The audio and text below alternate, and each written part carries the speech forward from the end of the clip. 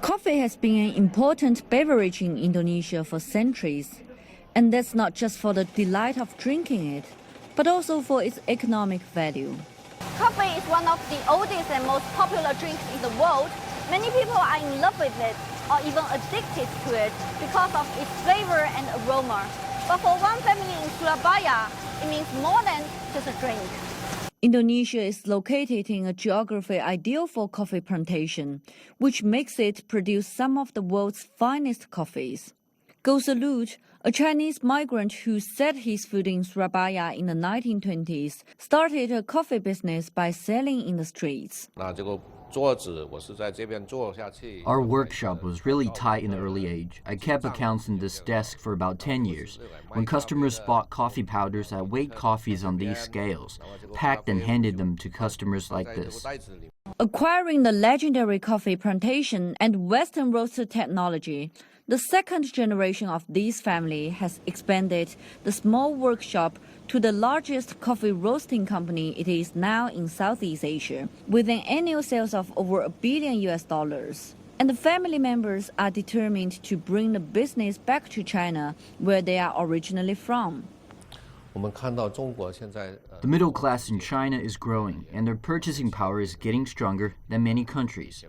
Drinking coffee is very popular among them.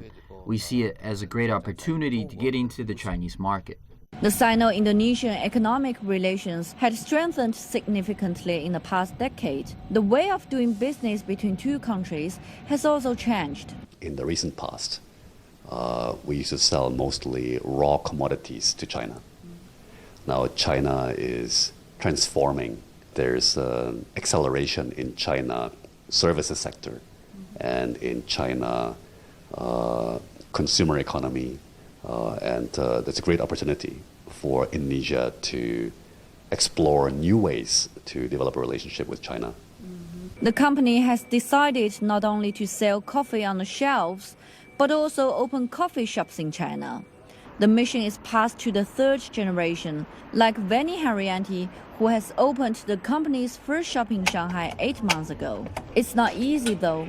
Few Chinese know about the Indonesian coffee compared with the Western coffee, as most of their knowledge come from the Western brands such as Nestle and Starbucks. If it's stiff, then it is good.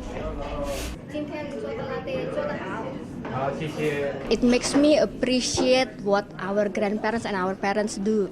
Like when my grandparents went to Indonesia, he was basically a foreigner, learning the new language, learning the new culture, but he ended up being successful.